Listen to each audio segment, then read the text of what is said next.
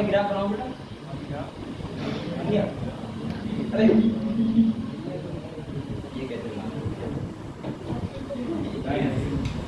बेटा, ये समझिए आप लोग, ये क्लियर हुआ। तो मैंने अभी बताया कि पार्शियल प्रेशर आप जितना बढ़ाओगे ऑक्सीजन का उतना ही हीमोग्लोबिन सैचुरेशन बढ़ेगा। हीमोग्लोबिन सैचुरेशन का मतलब है वो हीमोग्लोबिन जो ऑक्सीजन से क्या करता है, बाइंड करता है। क्लियर हुआ बेटा, क्लियर हुआ। इसके बाद जो मैंने कहा 33 पार्शियल प्रेशर ऑक्सीजन के कितना परसेंट हीमोग्लोबिन सैचुरेशन होता है, 50%। अब एक बात समझो बेटा, यहाँ से क्वेश्चन ऐसे आता है, ये तो मिटा दूं मैं, सही है। अब देखो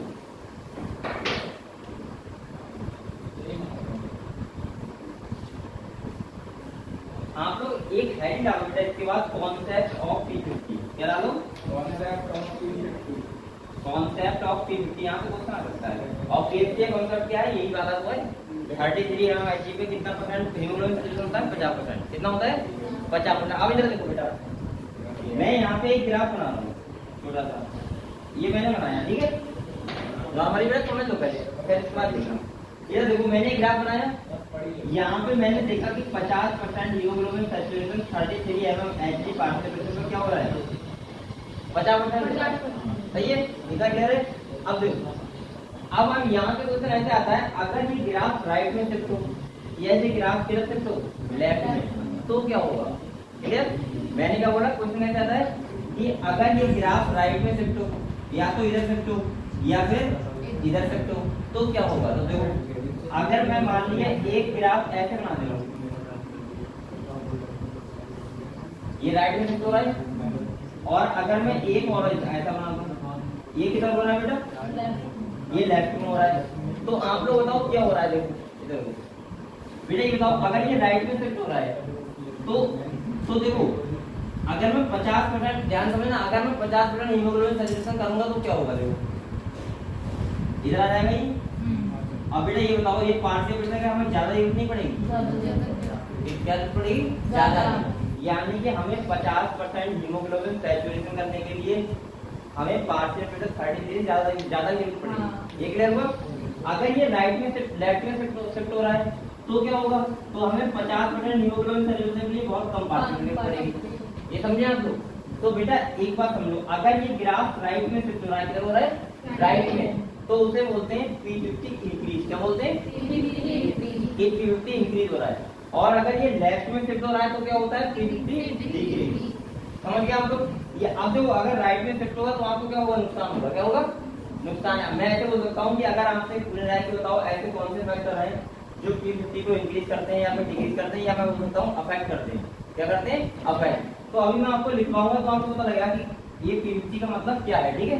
तो अभी आप ये समझ गए कि अगर ये राइट में शिफ्ट हो रहा है, ये लेफ्ट में शिफ्ट हो रहा है, तो क्या होगा, अगर राइट में शिफ्ट हो रहा है तो P50 इंक्रीज होगा, और लेफ्ट में शिफ्ट हो रहा है तो P50 डिक्रीज होगा। क्लियर।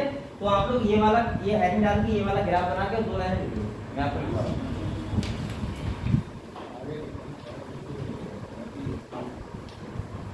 ये डायरेक्ट क्वेश्चन पूछ लेता है, बच्चे कंफ्यूजन में जाते हैं, ठीक है। ये ऐसे के 3 बनाओ, और इसके बाद ये वाला क्या मैंने बताया, ये मैंने जो ऐसे किया, बस ये लिख लो, जब लिख लो राइट से,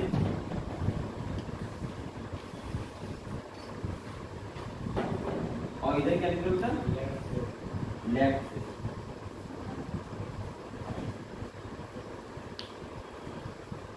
ऐसे क्वेश्चन आता है कि बताओ ग्राफ राइट में शिफ्ट होगा तो क्या होगा, और ग्राफ लेफ्ट में शिफ्ट होगा तो क्या होगा, ठीक है। ऐसे क्वेश्चन वो बना सकता है। एडिटिंग शायद आपके इतना क्वेश्चन ऐसा हो, लेकिन सिलेबस में आपको बहुत ज्यादा डिटेल में नहीं है।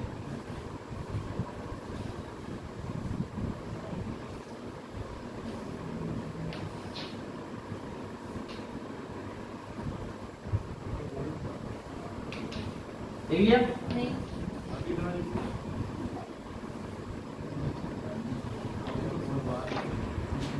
ये कोई ज्यादा कठिन बात थोड़ी ना। आपको बस ध्यान रखना है कि 50% हीमोग्लोबिन सैचुरेशन जो हो रहा है वो 33% हो रहा है, और इसको क्या बोलते हैं, P50 वैल्यू बोलते हैं।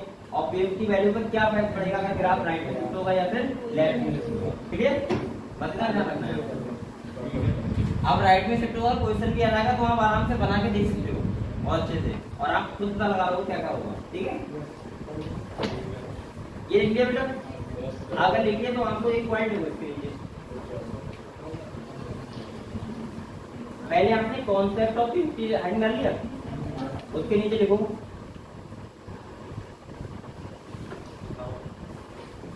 It is the partial pressure, it is the partial pressure, it is the partial pressure of O2 at which 50% hemoglobin is saturated, at which 50% hemoglobin is saturated. It is the partial pressure of O2 at which 50% hemoglobin is saturated with the O2. यानी कि बेटा ये P50 का मतलब क्या हुआ कि वो पार्शियल प्रेशर है इसमें 50% हीमोग्लोबिन क्या हो रहा है, सैचुरेशन हो रहा है। सही है, वो कितना है बेटा 33 में डायरेक्ट लिखा दिया। जब भी क्वेश्चन आए 33 ध्यान रखना, ठीक है। उससे ज्यादा बड़ा होगा हीमोग्लोबिन सैचुरेशन क्या होगा, उतना ही बढ़ेगा। सही है। अब आप लोग नीचे एक पॉइंट और लिखो बेटा, लिखो वेन ग्राफ इज यहाँ से क्वेश्चन नहीं आ सकता है बेटा इस कॉन्सेप्ट से, ठीक है, ध्यान रखना। When graph is shifted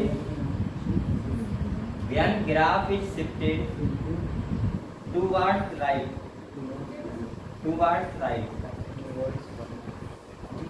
when graph is shifted towards right, अब कॉमा लगाओ बेटा और लिखो P50 increase.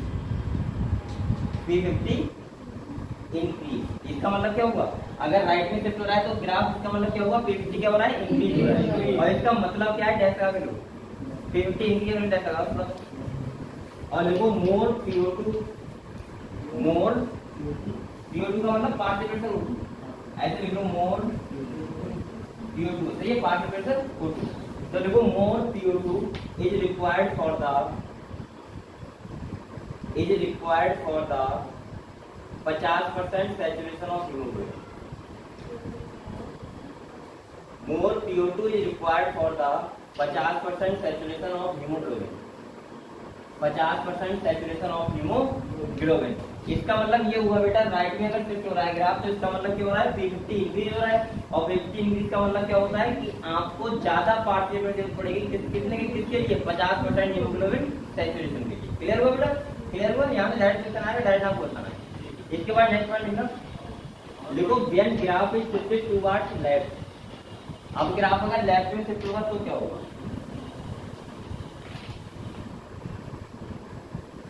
When graph is shifted towards left, तो इसका मतलब कॉमन आ गया, लिखो P50 डिग्री। इसका मतलब होता है इसका बेटा P50 डिग्री और डैश लगा के लिखो, डैश लगा के लिखो बेटा, लिखो क्या लिखा हमने 50 डिग्री, इसमें लिखो less partial pressure O2, less partial pressure O2। अब पूरी लाइन वैसे लिख लो, हमने पहले लिखी less PO2 is required for the 50% haemoglobin saturation. तो आप लोग ये बताओ कॉन्सेप्ट ऑफ पीवीटी समझ गए बेटा, राइट में शिफ्ट होगा तो क्या होगा और लेफ्ट में शिफ्ट होगा तो क्या होगा। सही है, यहाँ से 100% में एक क्वेश्चन आ सकता है बेटा, क्योंकि ये आप लोगों के लिए बहुत ज्यादा कठिन तो नहीं है, अब आप समझ गए इसको, लेकिन आपको पता होना चाहिए। क्लियर हुआ, क्लियर हुआ। चलो अगले आप लोग एक हेडिंग डालो बेटा, हेडिंग मत डालो, आप लोग कुछ ऐसा करो, देखो आप लोग ये लिखो कि जब ऑक्सी हीमोग्लोबिन बनता है तो उस टाइम क्या कंडीशन होना चाहिए, कहाँ पे, एल्वेओलाई साइड पे।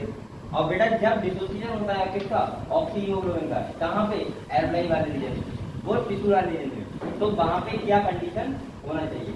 मतलब मैं ये लिखवा रहा हूँ कि बेटा आपको पता है कि ये लंग्स है, क्या है बेटा लंग्स, यहाँ पे क्या है ब्लड वेसल आई, सही है, यहाँ पे वो क्या करेगा, ऑक्सी हीमोग्लोबिन बनाएगा, क्या बनाएगा, यहाँ बनाएगा। हाँ। और सेल वाले रीजन में जाके, यहाँ सेल है, वहाँ पे क्या होगा, डिसोसिएशन होगा।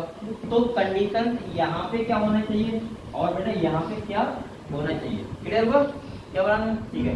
तो आप छोटा सा एक हेडिंग डालो, ऐसे डालो बेटा, चलो फेवरेबल कंडीशन ब्रैकेट में लिख लो फेवरेबल कंडीशन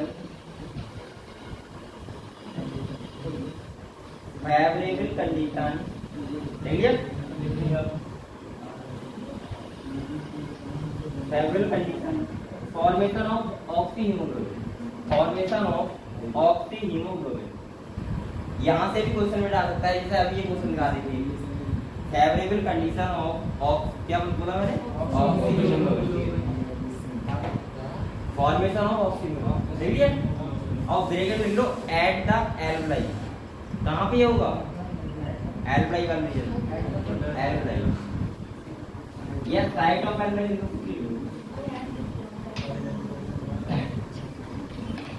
अब देखो बेटा इधर देखो, अब मैं आपको ये बता रहा हूँ कि ऑक्सीहीमोग्लोबिन जो बनता है क्या बनता है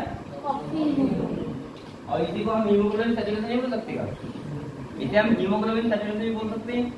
तो ये कहाँ पे होगा एल्वलाई वाले रीजन, कहाँ होगा एल्वलाई वाले। तो कंडीशन क्या करना चाहिए, तो आप लोग यहाँ पे ऐसे करके और ऐसे लिखो, सही है। तो पहला लिखो बेटा, देखो high partial pressure O2, high partial pressure O2। जब ऑक्सीहीमोग्लोबिन बनेगा तो वहां पे क्या कंडीशन होनी चाहिए, तो देखो हाई पार्शियल प्रेशर O2 देख लिया।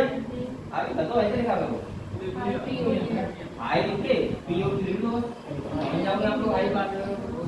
इसके बाद नेक्स्ट देखो कॉमन आगे लिखो या नेक्स्ट टाइम लिखो लो पार्शियल प्रेशर CO2, लो CO2 हाई PO2 और लो पार्शियल प्रेशर CO2, ठीक है लो होना चाहिए। इसके बाद कॉमा लगाओ और लिखो लेदर या लेड हाइड्रोजन कंसंट्रेशन, हाइड्रोजन कंसंट्रेशन क्या होना चाहिए कम होना चाहिए। और बेटा टेम्परेचर कैसे होना चाहिए लो, इतनी बात है, ठीक है। ये कौन सी कंडीशन है फेवरेबल किसके लिए ऑक्सीहीमोग्लोबिन के लिए। देखो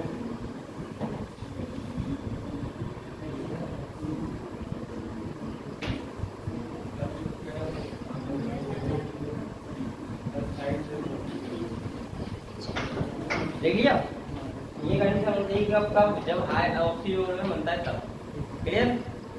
देखो एक बात और बताएं आपको, आपने देखा होगा जब आपको फीवर आता है, क्या आता है फीवर आता है, तो आपने देखा होगा ज्यादा तेज फीवर होता है तो आप कैसे करते हो, ऐसे करते हो मतलब ऐसे निकालते नहीं आवाज, अगर माउथ से जब आप बार-बार काम देते हो अरे बहुत बच्चे होते हैं मम्मी बार रोते रहते हैं ऐसे करते नहीं करते बेटा, वो पता है क्यों करते हो आप लोग, क्योंकि उस टाइम क्या होता है टेम्परेचर यहाँ क्या होना चाहिए कम होना चाहिए, क्या होना चाहिए कम, और टेम्परेचर क्या होता है हाई ज्यादा हो जाता है। तो उस टाइम ऑक्सीहीमोग्लोबिन यानी हीमोग्लोबिन सैचुरेशन हो ही नहीं पाता, और जब हीमोग्लोबिन सैचुरेशन नहीं पाएगा तो आप सांस कितनी भी ले रहे हैं लगेगी हम दे ही नहीं रहे, ऑक्सीजन पहुंचनी चाहिए हमारे शरीर के कब तक सेल तक, और सेल तक ऑक्सीजन नहीं पहुंचेगी तो आपको क्या आएगी कमी हो जाएगी। तो इसका ये रीजन होता है कि आप बहुत तेज सांस लेते हो, जब बहुत तेज फीवर होता है तब की बात कर रहा हूँ, करते नहीं करते सांस लेते हो बहुत तेज, और आपको लगता है कि हम सांस ले नहीं पा रहे हैं और आप करते हो फिर मुंह लेके, करते नहीं करते हो, अगर कराओगे समय कराओ एक बार, जब आप सांस आवाज बाहर निकालते तो ऐसे करते हो मतलब एक अलग आवाज आती है वो ऐसे, हाँ मुझे होता है तो वहाँ पे टेम्परेचर क्या होता है भाई बॉडी ज्यादा हो जाता है, क्या होता है ज्यादा, और ज्यादा हो जाएगा तो ऑक्सीहीमोग्लोबिन नहीं बनेगा, क्लियर हुआ। यानी कि हीमोग्लोबिन का ऑक्सीजन बाइंड नहीं पाएगी तो आपको तेज सांस लेनी पड़ेगी, क्लियर हुआ। चलो इसके बाद बेटा अब आप लोग अभी तो आपने लिखा ऑक्सीहीमोग्लोबिन, अब लिखो हैवी डिसोसिएशन ऑफ ऑक्सीहीमोग्लोबिन, जब ऑक्सीहीमोग्लोबिन टूटेगा तो क्या कंडीशन होनी चाहिए।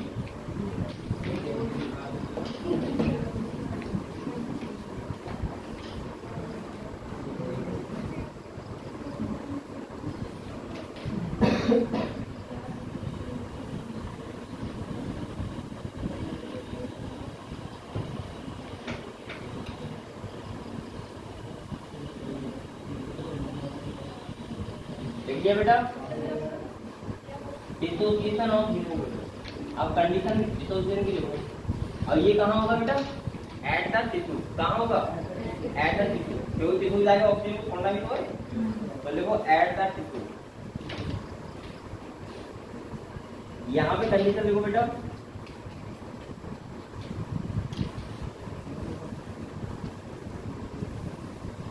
देखिए बेटा सबसे पहले लिखो लो पार्ट टेम्परेचर ऑक्सीजन। यहाँ क्या हाई लेवल क्या लिखो? लो, लो CO2। और यहाँ पे लिखो हाई CO2। उल्टा हो गया ना, क्योंकि पानी तो ज्यादा होना चाहिए ना वहाँ पे। हाई CO2 ठीक है। इसके बाद कौन है? लिखो high hydrogen concentration. High hydrogen concentration. और इसके बाद लिखो बेटा हाई टेम्परेचर। हाई टेम्परेचर, तो टेम्परेचर अगर ज्यादा होगा तो इसका मतलब क्या होगा? डिसोसिएशन होगा, ना कि ऑक्सीजन में मरेगा। ठीक है, तो आप लोग ये कंडीशन समझ गए। इसके बाद बेटा एक आप लोग इसके नीचे ऐसे लिख लो,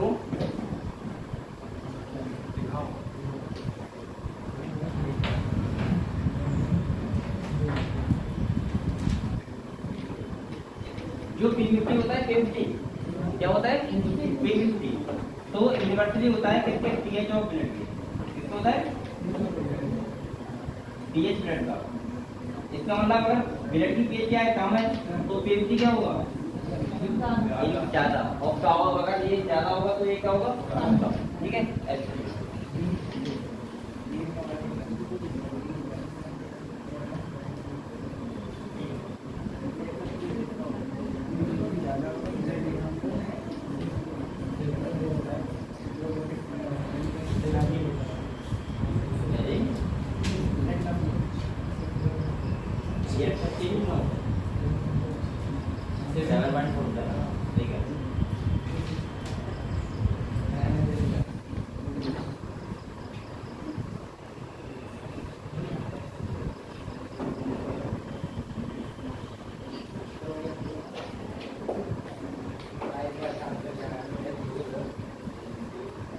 बेटा ये लिख लिया।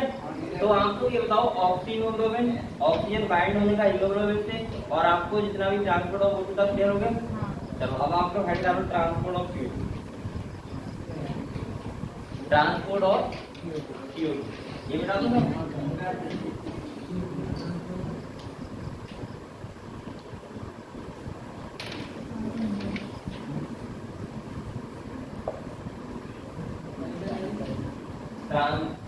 ट्रांसपोर्ट ऑफ CO2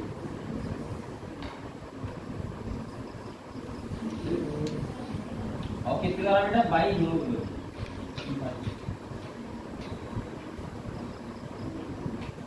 किसके द्वारा? हीमोग्लोबिन को पढ़ेंगे। ठीक है,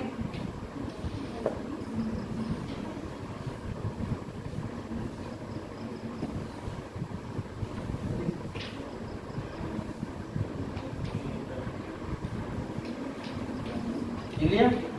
अब देखो यहाँ पे क्या होता है, अगर हीमोग्लोबिन से CO2 बाइंड हो रहा है तो क्या बनाता है बेटा? HbCO2। और इसे हम बोल सकते हैं कार्बामीनो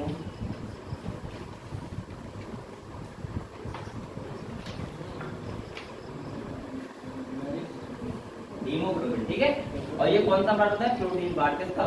हीमोग्लोबिन का। ठीक है, ये आप ऐसे सोचते हो हीमोग्लोबिन जो होता है उसके बेटा दो पार्ट होते हैं। एक होता है हीम, कौन सा पार्ट होता है? और ये क्या होता है? ग्लोबिन। तो जो ग्लोबिन होता है वो प्रोटीन पार्ट होता है। कौन सा पार्ट होता है बेटा? और ये पता क्या करता है? ये करता है CO2 ट्रांसपोर्ट। क्या करता है बेटा? और जो ये होता है हीम वाला, ये होता है आयरन कंटेनिंग पार्ट। क्या होता है? Iron containing part. और ये किसका करता है बेटा? ट्रांसपोर्ट किसका करता है? समझ गया पूरा फेज क्या है? सही है, ऐसे देखो, ऐसे लिखो। तो ये कितने परसेंट फेज ट्रांसफर करता है बेटा इसके द्वारा? 23%। कितना? सही है। और ये क्या बनाता है? कार्बामीनो हीमोग्लोबिन। सही है, ध्यान देखो।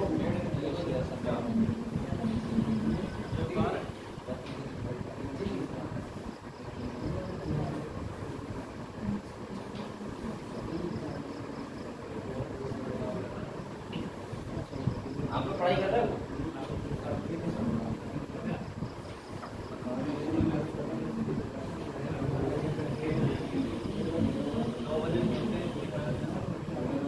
क्या चीज? 9 बजे पढ़ने बैठते 10 बजे पढ़ लेते हो? 9 बजे सोते हो? बेटा पढ़ाई करते रहो आप, ठीक है? और साथ नहीं पढ़ा करो, इतना जैसे आज मैं पढ़ाऊँ वो तो पढ़ना ही पढ़ना है घर जाके। इसके बाद एक्स्ट्रा जो पीछे का पढ़ना है, ठीक है? अगर आप साथ में नहीं पढ़ोगे तो फिर आप पिछड़ जाओगे, आपको चीजें पता होंगी कि आप फिर भी याद नहीं कर पाओगे।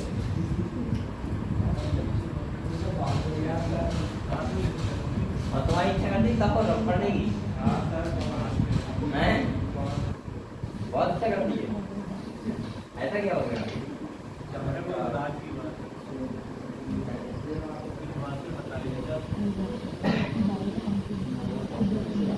और बेटा आपकी इच्छा ही करने लगे पढ़ने की, ठीक है? मैं तो हमेशा ही कह रहा हूँ हर बच्चे।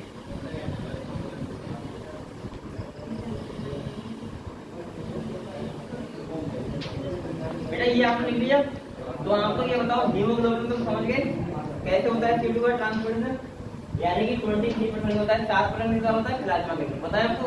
अब आपको ये रिएक्शन देखो कार्बोनिक एनहाइड्रेट की, उसके द्वारा होता है बाइकार्बोनेट आयन का। बेटा तो ये लिख रहे हो अभी? ये बात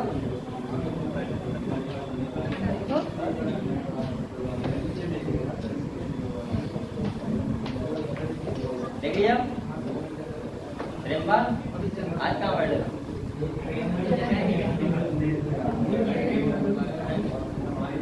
आज प्रेमपाल हम अलग में बैठे, आज कौन सा बैठा है?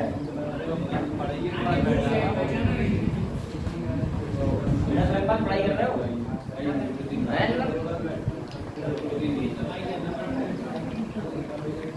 लिखिए बेटा, ये क्लियर हुआ? कौन सी फॉर्म में जाता है? कार्बामीन हीमोग्लोबिन, ऑक्सीजन ऑक्सीजन, क्लियर हुआ? मिटा दोगे?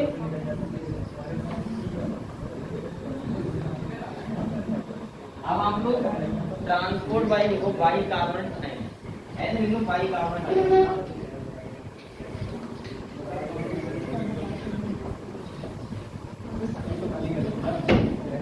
सही है? इसके द्वारा कितने परसेंट होता है बेटा? 70%। इसके कितना होता है? 70%। तो एक लेखा लिख लो, देखो CO2 प्लस H2O क्या बनता है बेटा? H2CO3।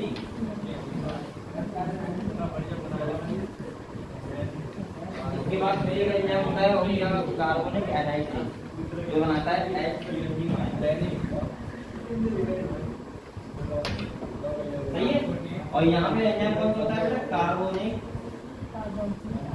Carbonic anhydride. ये आप लोग खाली एंजाइम का नाम रखना, ठीक है? यहाँ से एंजाइम की नाम भूल सकता है,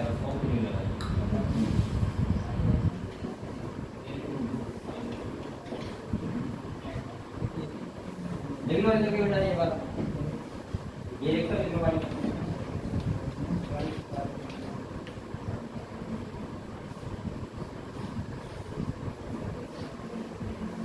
ये क्या होता है? कार्बोनिक एसिड होता है ना ये।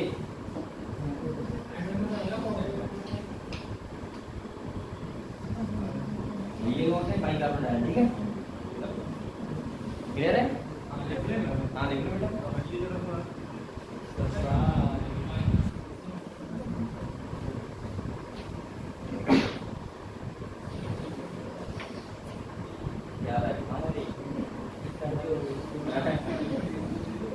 ये तो उसका बच्चा नहीं है बेटा, अभी फीवर बहुत आ रहा है, हम लोग बच के रहना। और ये वायरस की आ रहा है ना, निपा वायरस। निपा सुना है? हाँ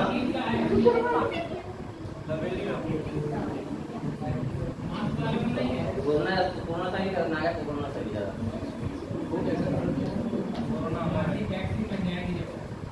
उसमें फीवर आ रहा है यार, सीधे आदमी की जाए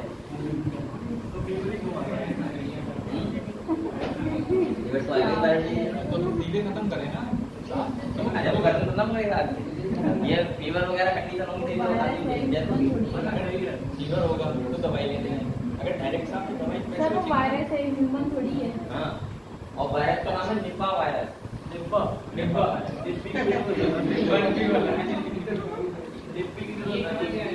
केरल में कैसे मिले अभी यहाँ पे अब आया कहाँ से मुझे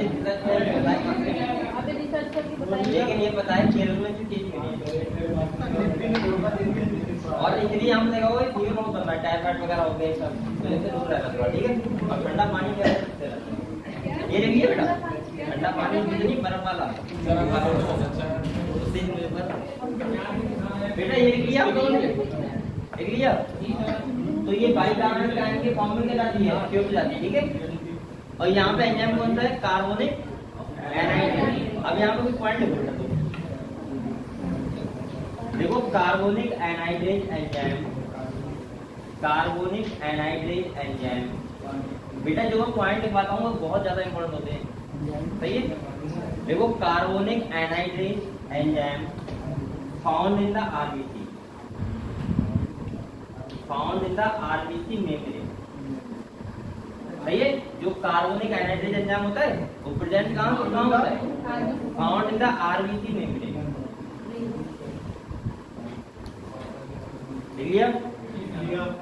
अब बेटा एक बात और सुनो, जो CO2 का ट्रांसपोर्टेशन होता है, CO2 का यहाँ पे 100 ml में वो कितना हो रहा था, 5 ml होगा, कितना मिल रही थी, 5 ml। और अगर ये कहोगे कि 100 ml में CO2 कितनी आती है, जो आती है 4 ml, कितनी आती है, तो देखो नेक्स्ट पॉइंट ऐसे देखो, every 100 ml of deoxygenated blood, every 100 ml of deoxygenated blood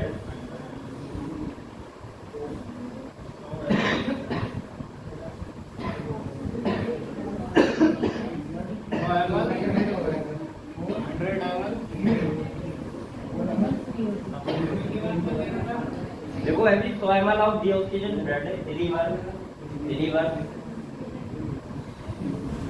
4 ml of CO2, 4 ml of CO2 to the alveoli, to the alveoli,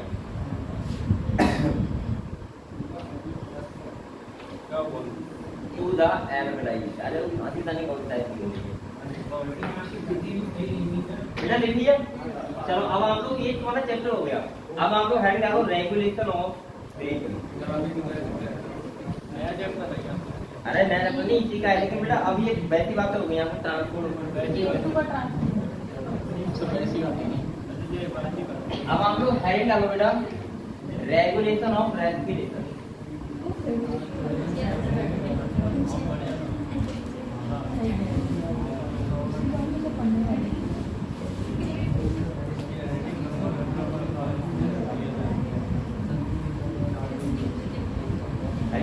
regulation of respiration या फिर ब्रीथिंग, ठीक है।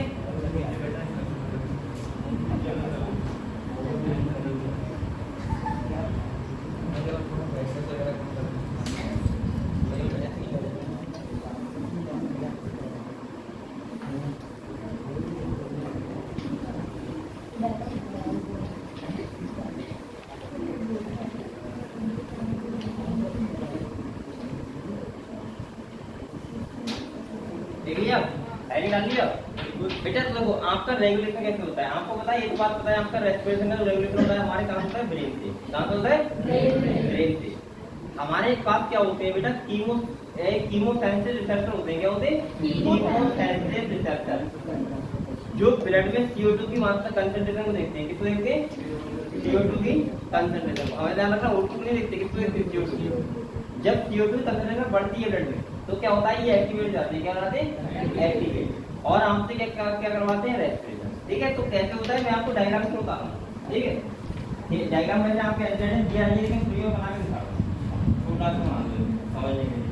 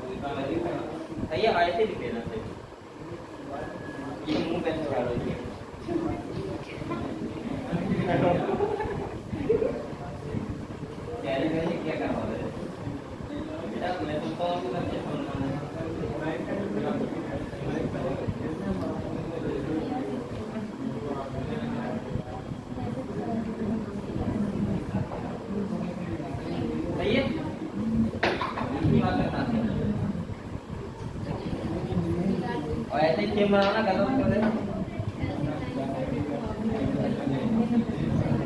क्या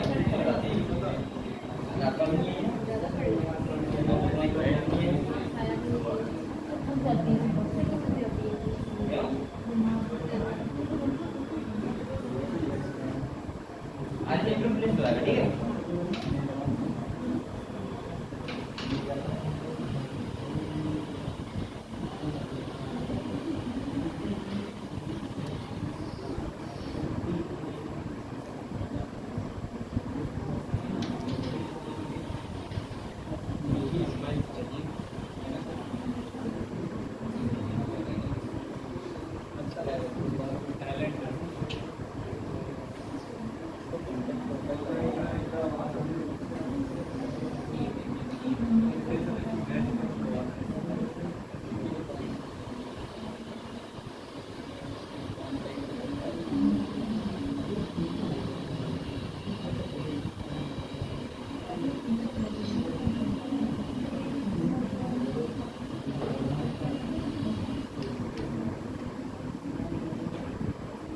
बेटा इसके बाद क्वेश्चन लगाना घर पे जाके ठीक है भाई चैप्टर आपका हो गया ठीक है कल से मैं चैप्टर स्टार्ट करूंगा वो करूंगा बिलेट सर्कुलेशन कौन सा करेंगे बिलेट सर्कुलेशन पूरा हार्ट के बारे में पढ़ोगे आप आर्टरी वेन्स के बारे में पढ़ोगे सही है इसके बाद कार्डियक साइकिल के बारे में पढ़ाएंगे ईसीजी के बारे में पढ़ाएंगे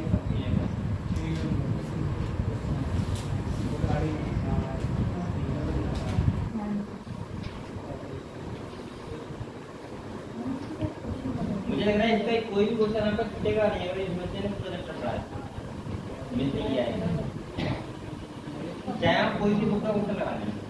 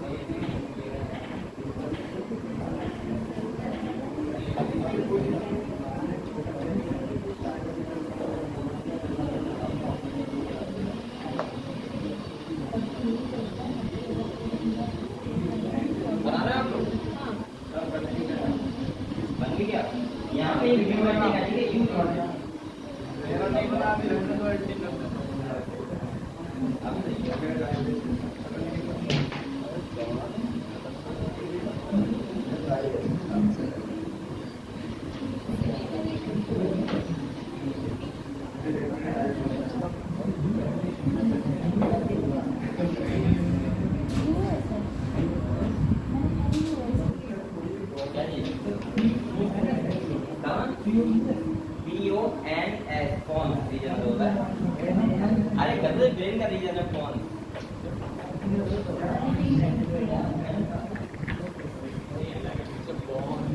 ये लग रहा है आपको ये लग रहा है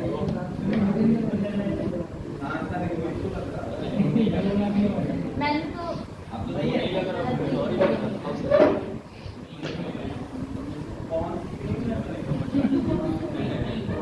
अरे गधों फॉर्मूला बोलिए कौन रीजन है इसका मुझे बता रहे तो क्या था कुछ बच्चे क्लीन से भी लाभ होंगे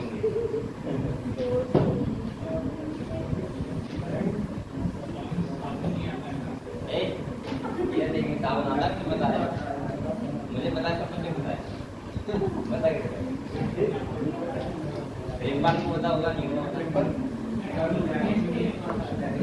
मैं बता किस बारे में मैं दिखा रहा हूँ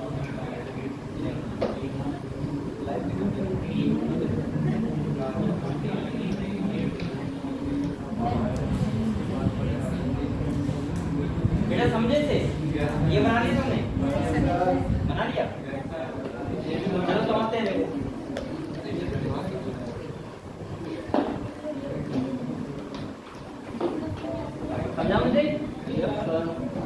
इधर देखो बेटा, आपके जो ब्रीथिंग कवरेज को ब्रीथिंग जो रेगुलेशन होता है या रेस्पिरेशन का, वो दो जगह से होता है।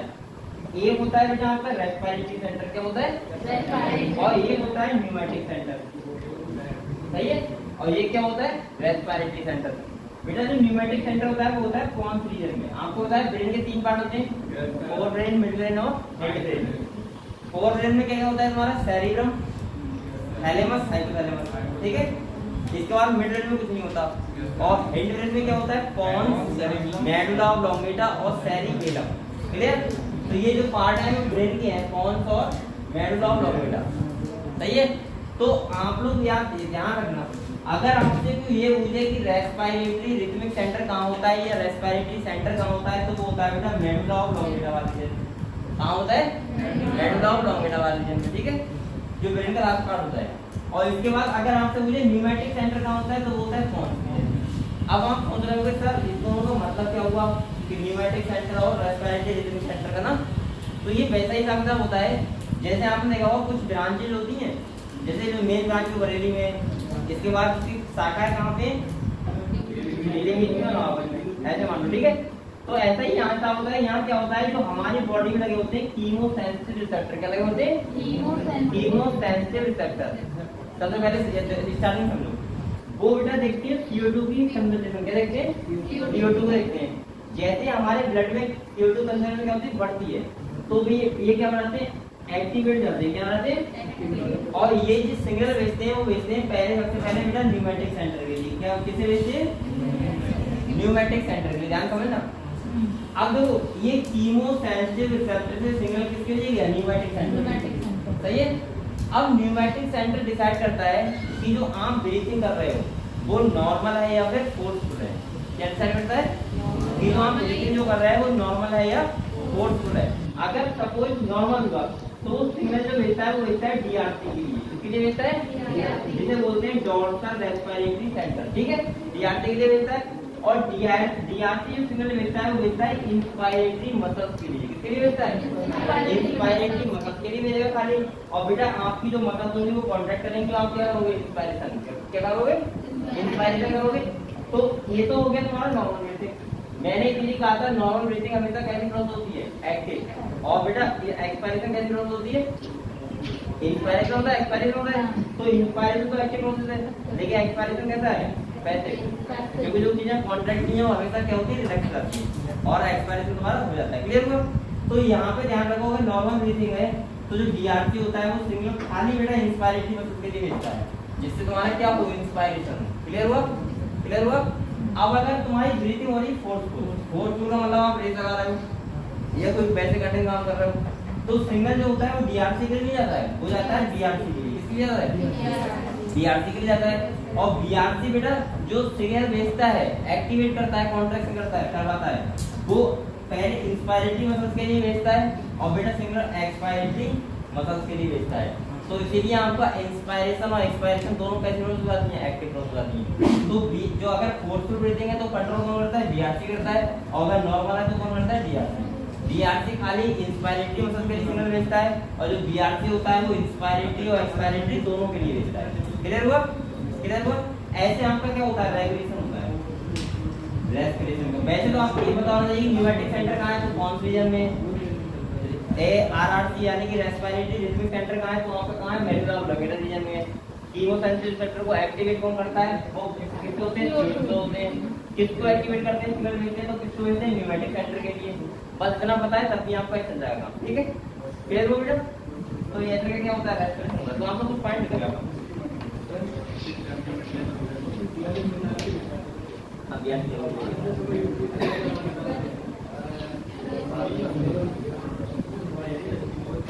बेटा। आप देखो पॉइंट में चीजें कैसे लिखी है, समझ रहे हैं सर। CPR फोर्सफुल में आएगा ना, कैसे, CPR फोर्सफुल ब्रीथिंग में, CPR मतलब CPR, अरे भाई बेहोश हो जाते हैं फिर सांस देते हैं। हाँ वो भी आता है बेटा, ऐसे भाग जाते बेटा, पढ़ाई किया लड़की का मैटर है। मैं आपको कुछ चीजें पॉइंट से बता रहा हूँ, ठीक है, तो आप लोग पॉइंट में क्लियर हो जाएगा। अगर ऐसे क्लियर नहीं हो रहा है देखो फर्स्ट पॉइंट देखो, respiratory rhythm center, respiratory rhythm center, respiratory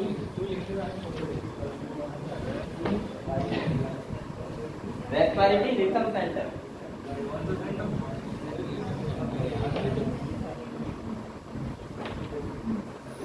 इसका मतलब भैया आरआरसी यानी कि रेस्पिरेटरी सेंटर ये वाला जो बीआरसी टीआरसी था ना ये वाला।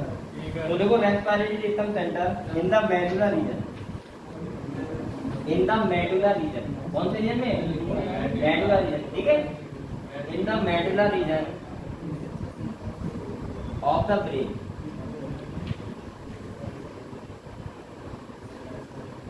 देखिए बेटा। इसके बाद नेक्स्ट देखो, नेक्स्ट पॉइंट देखो, देखो न्यूमेटिक सेंटर, इसे न्यूमोटैक्टिक सेंटर ही बोलते हैं। ध्यान रखना कहीं क्वेश्चन आ जाए आपको हड़बड़ा जाओ क्या है ये, मैं क्या बोल रहा हूँ, इसे बेटा न्यूमोटैक्टिक सेंटर ही बोलते हैं, न्यूमेटिक सेंटर है, ठीक है। कैसे आगे लिखो, न्यूमोटैक्टिक centre,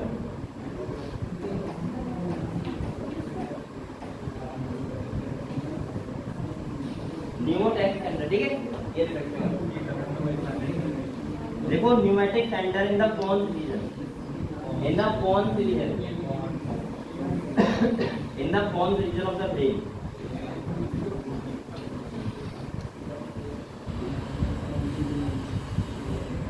pons region of the brain, देख लिया, of the brain।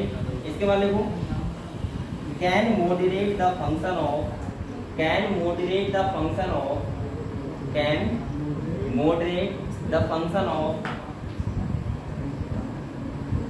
the function of the respiratory rhythm center, RRC, short में लिख लो RRC, फंक्शन ऑफ RRC, ठीक है। तो बात तो वही है बेटा, इसके फंक्शन जो कौन मॉडरेट करता है, ये वाला न्यूमेटिक सेंटर, ठीक है, क्लियर। नेक्स्ट देखो,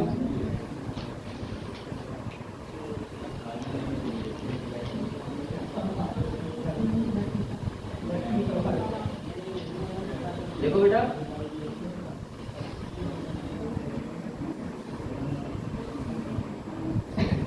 देखो कीमोसेंसिटिव एरिया, नेक्स्ट पॉइंट देखो chemosensitive area, chemosensitive area is situated, is situated, is situated, is situated to the rhythm centre, to the rhythm centre, सब कुछ देखना पड़ता है ना, ये भी लिखना है, to the rhythm centre which is highly sensitive to, which is highly sensitive to, which is highly sensitive to CO2, किसके लिए होते हैं? CO2 के लिए, ठीक है। CO2 and hydrogen ion, and hydrogen ion, hydrogen ion increase, hydrogen ion increase, यानी कि CO2 इंक्रीज होगी और क्या होगा, हाइड्रोजन आयन इंक्रीज होंगे तो क्या होगा, ये इंक्रीज है, hydrogen ion increase can activate this centre, can activate this centre, can activate this centre हो गया, ठीक है।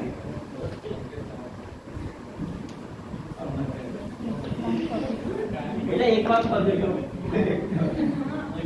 ये कहाँ होते हैं ये भी क्वेश्चन आ सकता है, ठीक है। तो नेक्स्ट पॉइंट देखो chemoreceptor associated with, chemoreceptor associated with, associated with, देखो एओर्टिक आर्क, क्या लिखना है बेटा, एओर्टिक आर्क,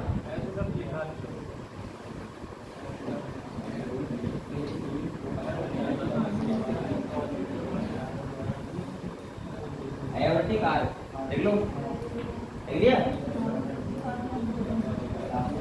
और इसके बाद देखो and carotid artery, carotid artery,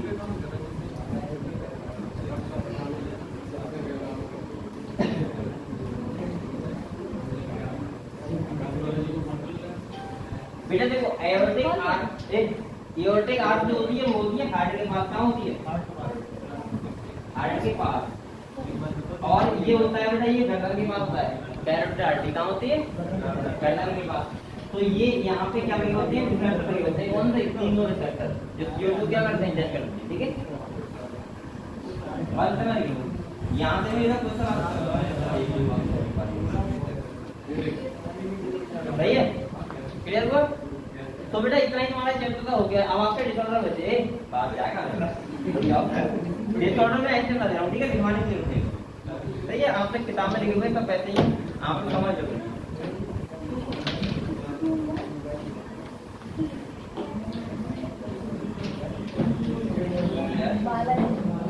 Balaji को बोला ये सर का नहीं आपके बालाजी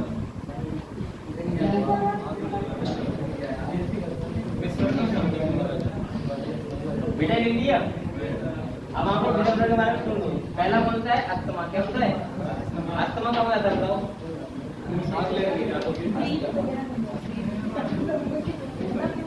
अस्थमा जानते भी तो बोलते हैं वो पंप से आवाज ठीक है। हाँ बताओ बेटा। अस्थमा तब होता है बेटा जब आपकी जो ब्रोंकियल्स वगैरह होते हैं, जैसे ट्रैकिया आ रही है, ये मैंने कहा 2 पार्ट में डिवाइड होती है, उसके बाद और पार्टों में तो जो ब्रोंकियल्स वगैरह होते हैं उनमें क्या हो, उनमें म्यूकस एक्टर रहता है। क्या रहता है? Mucus actor. तो उनसे जो रास्ता होता है क्लोज रहता है, बंद रहता है। और जब ब्लॉक हो जाएगा तो आप सांस लोगे तो सांस हमारी कहाँ से नहीं पहुंचेगी? एल्वलाई तक। और एल्वलाई तक नहीं पहुंचेगी तो क्या होगा? फिर आपको प्रॉब्लम होगी सांस लेने में। वही होता है पंप से ऐसा होता है, वो म्यूकस होता है पिघल जाता है तो उससे रास्ता में खुल जाता है। ठीक है, क्लियर हो बेटा? एक नेक्स्ट तुम्हारा कौन सा है? एम्फाइसेमा। क्या है? एम्फाइसेमा का मतलब होता है जब एल्वुलर बॉल होती है। कौन सी बॉल बेटा? वो डैमेज हो जाए और उसका सरफेस एरिया क्या हो जाए? डिक्रीज हो जाए। क्या हो जाए? डिक्रीज। ऐसा होता है सिगरेट जो स्मोकिंग करते हैं तो सिगरेट पीते हैं तो क्या होता है? उसका जो धुआं आता है वो क्या करता है? एल्वलाई की बॉल को डैमेज कर देता है। अब जो एल्वलाई की बॉल क्या हो जाएगी? डैमेज हो जाएगी तो तुम्हारा जो सरफेस एरिया होगा कौन सा वाला? एक्सचेंज ऑफ गैस का। किसका होगा? एक्सचेंज ऑफ गैस का। वो क्या हो जाएगा? कम हो जाएगा। क्या हो जाएगा? कम। और कम हो जाएगा तो आप सांस तो बहुत ले रहे हो लेकिन वो सरफेस एरिया यानी कि बहुत कम है तो इसका मतलब क्या है? सफिशिएंट ऑक्सीजन नहीं पहुंच पाती। क्लियर हो बेटा? नेक्स्ट तुम्हारा आता है बात मतलब ORT, ऑक्यूपेशनल रेस्पिरेटरी डिसऑर्डर। ये वो काम होता है जो आपने देखा होगा जो स्टोन वगैरह ब्रेक होते हैं, पत्थर वगैरह टूट जाते हैं, डस्ट पार्टिकल ज्यादा काम जरूर करते हैं। जैसे कोयले की खदानें हो गई या फिर आपका जहाँ पत्थर पे खुदाई होता है वहां पे हो गया या रोड वगैरह टूटता है तो मजदूर लोग काम करते हैं तो क्या होता है? उससे क्या होता है? डस्ट पार्टिकल हमारे कहाँ आते हैं? अंदर आते हैं। कहाँ आते हैं? अंदर। और वो एल्वलाई की बॉल क्या करते हैं? डैमेज। यहाँ भी एल्वलाई की बॉल डैमेज होती है। डैमेज जाएगी तो क्या होगा? सरफेस डिक्रीज जाएगा और डिक्रीज जाएगा तो क्या होगा? सफिशिएंट ऑक्सीजन नहीं पहुंच पाएगी। तो क्लियर हुआ बेटा? ये तो ये तुम्हारे डिसऑर्डर थे। बस छुट्टी टाइम खत्म देखो आगे बच्चा क्या काम है? 42 होते हैं बेटा। अब हमको ये बताओ 18 मिनट सही है अभी अरे यार 45 बोलते थे सर प्रेजेंट तो लगा अब जाओ क्यों बैठना दाल ले ले बेटा। एक बात और लिख लो। अरे लिखवा नहीं रहा हूँ, अरे लिखा नहीं रहा हूँ, एक थोड़ा सा करेक्शन कराओ। अच्छा जहाँ आपने ध्यान होगा जहाँ पर लिखा था ऑक्सीजन हीमोग्लोबिन के लिए फेवरेबल कंडीशन, जो ऑक्सीजन बाइंड होता है किससे? हीमोग्लोबिन से। तो वहाँ बेटा एक चीज और ऐड कर दो उसका भी, वहाँ ऐड कर लो IPH, ऑक्सी हीमोग्लोबिन का बता है वहाँ पे क्या कर लो? IPH। ये चीज आप और उधर लिख लो लो पीएच।